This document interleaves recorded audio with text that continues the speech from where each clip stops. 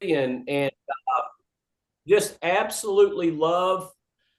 You've been a part of Cornerstone now for a long time, but you have just recently re-engaged. Yeah. So, kind of introduce yourself to everybody. Good morning, everybody. John, thanks for having me on the call this morning. Can y'all hear me? Yeah. Yeah. All right, awesome. Yeah, I was in the military for 8 years. I got out back in 2021. I met so kind of my story. I met Stanley. I was looking for some extra income outside of the military because I knew I wanted to get out. I served in Japan. I did over 4 deployments, back and forth to Korea and some of the other things that's going on in the world. Um, I realized that, I wanted to be back home. And so when I moved to Annapolis, Maryland to work at the Naval Academy, I was sitting at home. I think it was like April something. What was that, Easter? It might have been Easter weekend. And we had like a long break in the military for like 4 days. And I said, man, I want to make some extra money, but I don't want to go to college because that's not really my forte. And so what I want to do is figure out how to make a six-figure income. Yeah. So I got on Google and I said, how can I make a six-figure income without a college degree? Well, solar sales came up and life insurance sales came up. Well, I said, I know I don't want to do solar sales because I don't want to knock on doors after I get off work. But let me look into this life insurance thing. And so I got to typing in life insurance, and then I get on Facebook and I start seeing all these different ads on how to make extra 5,000, or I think it was like 5,000 a month. I was like, 5,000 a month part time? I said, ain't no way. That's what I'm making full time, 40, 80 hours a week in the military. I'm like, nah, this can't be true. This can't be true. But I said, I'm not skeptical in that aspect. If it's a true opportunity, I know it is because I read enough books prior to that to know, like, to make money, you got to get in sales.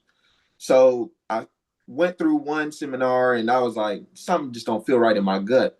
So then I saw a picture of Stanley. I saw a picture of Stanley on a picture or on a post like that he made over 300K.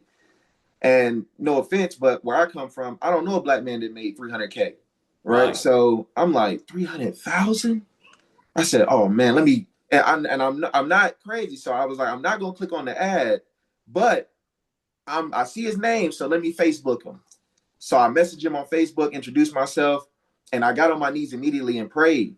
And I said, Lord, if this is true, let this man reach out to me.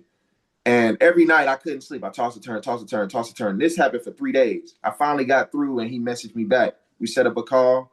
I studied for 1 week. I passed my exam and the rest was history. Love it. Love it. And you've gone through some ebb and flows. Yep. I've always felt like you were called to this industry. I feel like you're going to be great in this industry, but everybody's got their path that they have to go down, right? Yes. And so you're back re-engaged. I think you're plugging in with Claudia on the virtual office. And I am. this past week, dude, so five families helped for $8,300. Walk us through this amazing week. Yeah. So I worked last week. I've been really engaged with Stanley. When I first got into this business, me staying engaged with Stanley and letting him coach my life, coach my finances, it helped me out. And so I said, man, look, man, like, my wife's not working right now. I have some other things going on. I quit the job that I used to have because it wasn't making enough. And I felt like I was insulting myself, to be honest.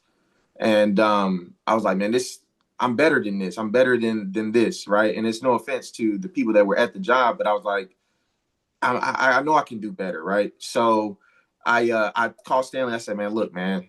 I said, I know I've been battling some stuff, but I've been battling some stuff here, right? I've been Yeah. going through some stuff mentally, and I said, man, if I'm going to do this again, I said I gotta be coached by you, right? I'm not going to move until you say move.